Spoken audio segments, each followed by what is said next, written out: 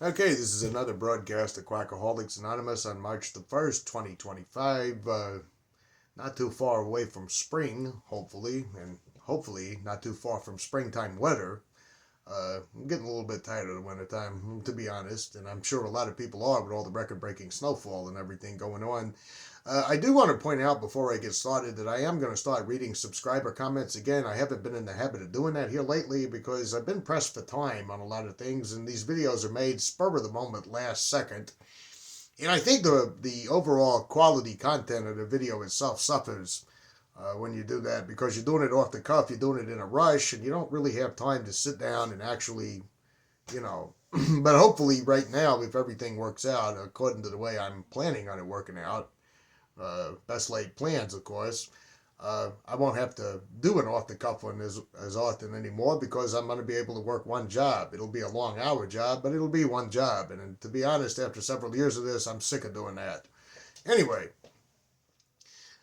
to dive on into the topic at hand, there is something that I wanted to address involving AA's twofold problem.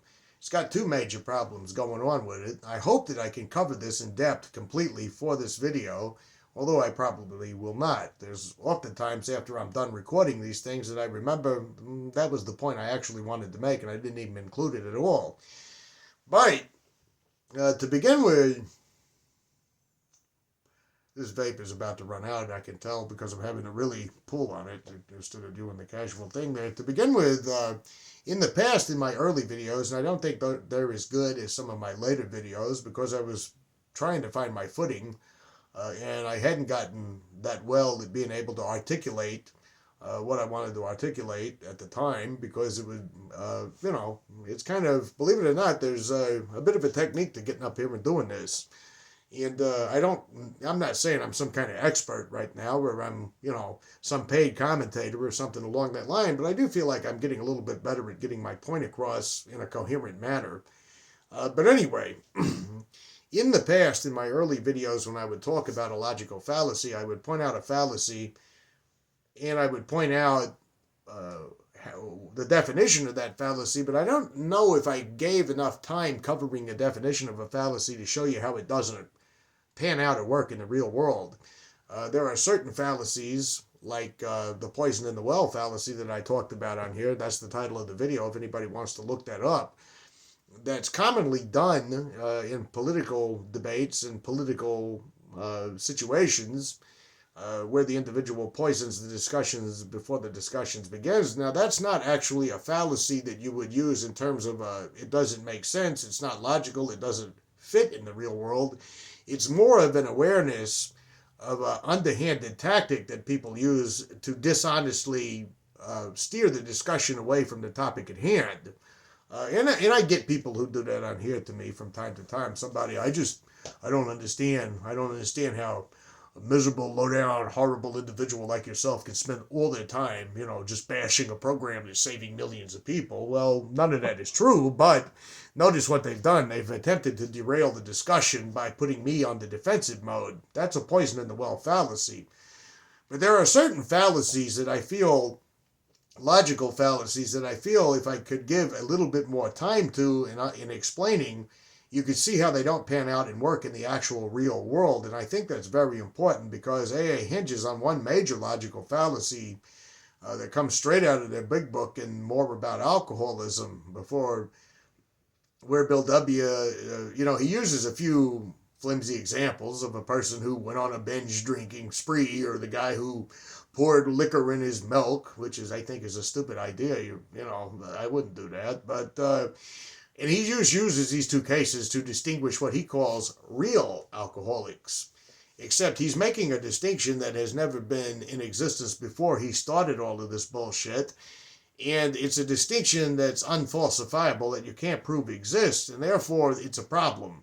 It's a problem because if you're doing an underhanded definition type thing that AA does with their manipulation tactics and the way they dodge questions and the way they reinvent terminology, then you've set up a claim that you can never be proven wrong with, and you can just dishonestly switch things around when you need to. And to get into depth with this, the no true Scotsman fallacy, where they say, you're probably not a real alcoholic. The example of that in real time is where, and I think I'm quoting this correctly from memory in context, is where someone would say, a Scotsman doesn't put sugar on their porridge, and someone says, well, Angus puts sugar on his porridge, and the guy says, well, no true Scotsman would do that. You've created an exception to the definition of Scotsman, and it's a definition that doesn't fit into the actual definition of what a Scotsman is. A Scotsman, technically speaking, is born in Scotland, has maybe family ties going back several generations in Scotland, is from the regional area of the United Kingdom, and all the other things that traditionally would define what a Scotsman is. None of those definitions have anything to do with porridge. Okay, you might as well do the New Jersey argument about Taylor hams and pork rolls. New Jersey subscribers know what I'm talking about. But it's not a definition that fits into any kind of reality. But the guy's saying no true Scotsman would do such a thing.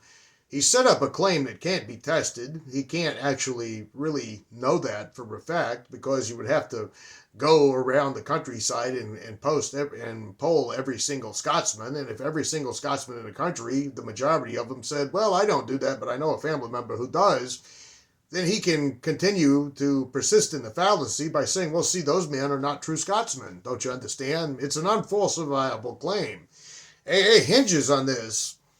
And more about alcoholism when they're talking about a real alcoholic. In fact, I think it's really funny the way that he defines a hard drinker at one point in the, I don't remember, page 20, page 21, something like that, where he's talking about there's a certain group of hard drinkers who might drink themselves out of their homes, who might drink themselves into joblessness and homelessness. Now, I'm paraphrasing it. It's not these exact words exactly. Who may even drink themselves to death. Let me run that by you again. May even drink themselves to death. But they can't quit if the reason's right enough. That sounds like what everybody in AA is doing, right? They had too much drinking problems, and it got so terrible that they decided to quit drinking, which AA conveniently steals all the credit for. But then he goes on to do this whole thing about, but what about the real alcoholic? The thing he's asserting exists without any evidence that it does exist.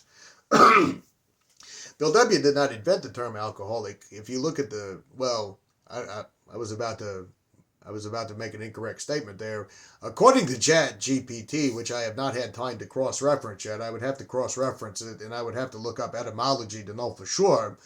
The first recorded usage of the word alcoholic was in the 1790s, and it was literally a term that was addicted to alcohol. Didn't have nothing to do with this spiritually and morally bankrupt type thing, and mentally and bodily different from your fellows, and all these other horseshit definitions that Bill W. creates to kind of constitute this special class of people that can only fit into his cult and can only benefit from his cult. You see, if the program doesn't benefit you, he can do an about face and say, well, he probably wasn't a true alcoholic to begin with. But I've never heard anybody in AA actually say someone who drank themselves to death was just a hard drinker that didn't have the sufficient reason to. But they're quick to tell you probably wasn't an alcoholic to begin with, or he's an alcoholic who's going to drink again, or a made-up term called dry drunk. See, they've got an unfalsifiable claim that there's this real alcoholic that exists that they don't really have any evidence for. Evidence that you can't come up with outside of Bill W.'s assertion in the big book that there is such a thing, and people going around saying there is such a thing. But it's an unfalsifiable type claim where they can never be wrong, see? Because if someone drinks himself to death, they could say, well, he never got the program. But if someone stops drinking, who was a heavy drinker, who was a severe drinker, who was in, like I was, several treatment centers, several emergency rooms, several jails, ended up jobless and homeless, and all the stereotypical things that you associate with an alcoholic, the fact that I'm not drinking now, they can just say, well, maybe he wasn't a real alcoholic to begin with. It's a definition that you can't test, so it's unfalsifiable, so therefore it's actually useless. But that's only one part of the problem at hand, especially when Bill W. himself never can give quite a good definition of what it is. At one point he says, well, I can't call anybody that, just go out and start drinking. Okay, here's the rub of the issue here that I want to get to before I get into AA's other big problem, is that an illness that he claims exists independently as to whether or not someone believes they've got it or not, or if it does exist, it exists independently of somebody saying that they're conceding to their innermost self. I mean, things don't become true or false because you're conceding to your innermost self. Things don't happen because of what you believe to be true. Uh, if I had very high blood sugar levels and glucose levels that were off the charts, and I said, well, I haven't conceded to my innermost self I'm a diabetic, so therefore I don't believe I am. You're still a diabetic. You will suffer real world consequences as a result of that. But according to Bill W., what about the real alcoholic, right? Which is his exception to the rule that he's created here with his silly little big book, because you see, they can either say you're an alcoholic doomed to an alcoholic death, you weren't a real alcoholic, or you never worked the steps or something. But they've got a setup there, what he's done, a setup where you can always argue an exception to the rule or argue that this is not true or something like that. So how would you tell if something like that's really real? Because you can't just make up a definition and make up a subclass of people without the one thing that I talk about on here a lot, evidence. You don't have any evidence that no real alcoholic ever recovers because you haven't been able to define to me what a real alcoholic is. You see, I had an uncle who was a heavy drinker. I mean, he was one of those guys that would roll out of bed in the morning and have a drink out of the bottle before he got up. Now, he functioned and worked by some miracle. Even I was able to do that for a period of time before it just got too bad for me. But he ended up quitting. He ended up pretty much quitting it altogether, and occasionally he'll drink him a few beers. AA people would either say he hasn't gone back out again, even though he's been doing this for a number of years now. I know since the early 2000s or maybe the late 90s. They would just do the yet thing, or they would say, well, he may have not been a real alcoholic to begin with. And unless you have some kind of data, unless you have some kind of evidence to back up that there is such a thing, then there's no reason to actually believe you. There's no reason to believe that this is anything more than just Bill W. making it up. If I said there's a certain group of people who are affected by gluten before they discovered celiac disease, if I said I believe there's a certain group of people out there who's got this problem where their system doesn't react well to gluten, all right, those people existed whether they knew it or not, or whether they believed it or not, or whether they defined it or not. Okay, the scientific data itself would tell you, with a simple medical exam, well, maybe not a simple medical examination, but with a few medical examinations, we could say, yeah, this is what you got wrong with you.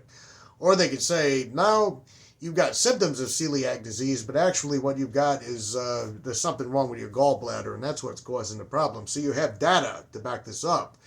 In Bill W.'s case, he's just making something up without any evidence to do it. He just sits down there and more about alcoholism in the other chapters preceding that, and he just goes on saying, well, these people who are alcoholic do this, these people who are alcoholic do that. Well, how do you know they're not just hard drinkers? I mean, he himself made that up. I'm using his definition against him. All right?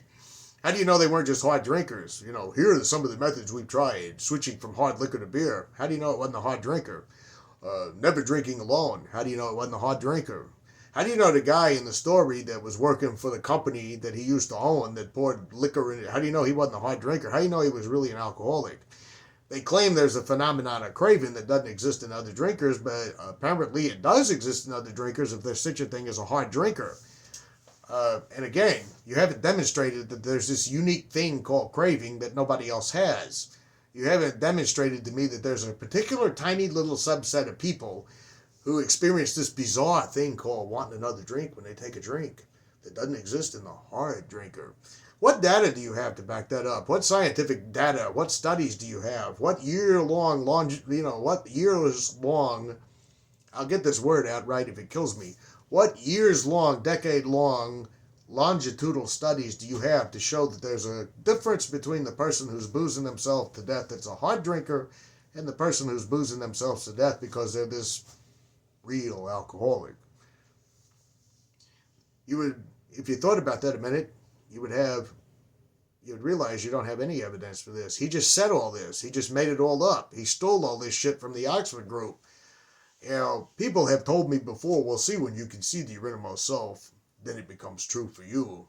It doesn't work like that. Just because you believe something is true does not make it true. If I said I'm the president of the United States, it doesn't make me the president of the United States. Now, you could try to do some slimy, underhanded definition and say, well, but it's true for you. No, it's not true for me. It's not true. If I got up here tomorrow and I uploaded a video and said, well, I'm the president now, I got elected, and yeah, we're not going to have a trade war, and I'm going to call Europe, and yeah, we're going to sit down with France and Germany and England, and we're going to work this whole entire thing out where it won't be as hostile as it is right now, because I believe diplomacy can do this. Nobody's going to call me. Nobody's going to listen to me, right? It's not true, and it's not true for me. It's called delusion, when you believe that something that is not conclusively adding up to reality doesn't add up to reality. It's called delusion. It's not called true for you. So that's one major problem with AA. It all hinges on a logical fallacy. It hinges on something existing that you haven't even proven to me exists. Now let's jump over to the second part of what AA has as a problem. And that is the idea that the only thing that can cure you, you may be suffering from an illness that only a spiritual experience can conquer. What evidence do you have of that? I mean, is there centuries of doctors all saying, well, we just don't know why these people keep doing this, but when they have a spiritual experience, whatever that means, since nobody can really ever define that for me, then they don't do it anymore. Even if you had that, even if to give you something, and I'm being 100% overly generous by doing this, even if I gave you that, it still wouldn't prove that a spiritual experience is what it is. It would prove that something is going on with people, whether it's a placebo effect, whether it's some kind of drug or endorphin that's produced in the brain by doing a certain action, but it would not prove that there's something beyond, that there's a spirit of the universe. Bill W. didn't understand how evidence works, and neither does a lot of these AA self-appointed experts and gurus who appear to be confidently wrong about everything. You haven't proven to me that there is something called the spirit of the universe that's going to relieve me of my drinking problem. And if there is a spirit of the universe that's going to relieve me of my drinking problem, it's kind of an inept one. It only works for a few people who crawl on their knees and beg and plead with it and do inventories and stay in meetings for the rest of their lives, and then it has this much of a chance of actually doing anything for them. So it's pretty fucking useless. I mean, if you had a really powerful spirit of the universe, you would think it could actually do something rather than this ever-elusive state of mind called happy, joyous, and free that only a tiny, tiny little group of people who you don't really see any evidence for ever get. And even if they do say they're happy, joyous, and free, you got to remember that still doesn't give any conclusive evidence that some spirit of the universe is doing it for them. So even if you come out tomorrow with some scientific find in biology, and you said, well, the people who have a serious addiction problem have this one thing going on inside of them, it still doesn't prove anything Bill W. said is being true. Bill W. is claiming you're suffering from some sort of weird, bizarro spiritual disease that requires a faith in a higher power in order to get better. Neither of which has been demonstrated to be even remotely true. There's no evidence for it at all. If we did find a biological reason why people are addicted, then it would require a biological type of cure, like medication or surgery or something along those lines. There's a reason why the Sinclair method has a 78% success rate, because it has something to do with physical things.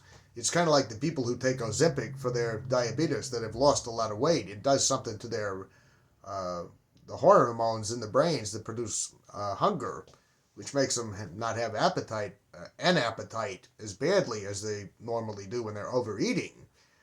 There's no evidence that there's something in the brain that requires some made-up metaphysical thing that exists beyond space and time to reach into your brain and switch it off. It's kind of highly insulting to all the people who have committed for decades and decades trying to get to the root of the problem for some shuckster con artist, or as they used to say back in the 1970s, jive turkey, to come along and just say, man, I know what it is. It's faith. Faith is what's required. With zero evidence to back up his claims. See, you've got two problems with AA. You've got a problem by classifying people with addictions as having this bizarre internal thing going on with them that sets them apart from the rest of the population. And now you're also, the second part of the problem is you're telling them that it requires some metaphysical religious experience in order to heal them. But it doesn't even heal them. The spirit of the universe is quite useless. He can only heal you for 24 hours. Then tomorrow he might not even be able to do it again. If you really examine this really closely, you can see the absolute absurdity and lunacy it is. And even when I hear people say, well, they don't prove it, there's a gene. There's a gene. You don't know how biology works, apparently. That is not the way biology works. There's a gene. There's this bizarre cell. Where is it, by the way? Is it in my throat? Or is it in my, is it in the base of my spinal column? Or is it in my spinal cord right here at the hip? Where is this gene that you think you've discovered? Because there's very mysterious, I wouldn't say mysterious, let me rephrase that. There's a lot about human biology, like when it comes to the way we think and the decisions we make and the things we do, that we don't 100% fully understand, because biology is a very complex thing. Yet none of the complexities of biology has ever been solved by supernatural or spiritual explanations, to keep in mind. But, for example, if it's your night off and you say, what do I want to watch on Netflix? Do I want to watch another rerun of House of Cards? Or do I want to watch, do I want to head over to Amazon and watch that really cool Italian series Gomorrah about the Camorristi in Naples, which is a really, really gritty, hardcore series. It's a shame you can't really find it streaming on multiple platforms without some kind of subscription or something like that. But the process between what do I want to watch tonight? House of Cards, Gomorrah. Swedish murder mystery, Norwegian soap opera. The complexities that go behind the making of that decision are far more than just a simple thing in the brain somewhere, some little cell in the brain somewhere that's just causing you to behave a certain way. If I asked you to name any city in the world right now, and you said Paris, or you said London, or you said Rome, or you said New York, or you said Los Angeles, I bet you didn't think of Cairo right off the top of your head. Or I bet, I ripped that off from an old lecture I saw. I don't remember if it was Harris or who it was, but they were pointing out the complexities of the thought processes of human beings in general. And you can't just oversimplify that by claiming there's some kind of defective gene that requires a spiritual experience for AA to work. Well, I mean, you can do that, but it's not grounded in any type of reality, and it's not grounded in any type of truth. And again, truth is, in matters like this, truth is objective. Okay, if I believe the earth is flat, the earth does not become flat, it's still round. If I believe that 2 and 2 is 5, 2 and 2 is 4. Logic and mathematics are kind of tied together, and I love it when AA members will say, well, I don't believe in all that logic stuff. Really, so how do you determine what's true and false? Think about it. Anyway, see you guys next week, and hopefully I'll be back to reading comments, and hopefully I'll have more material for you pretty soon. Until next time.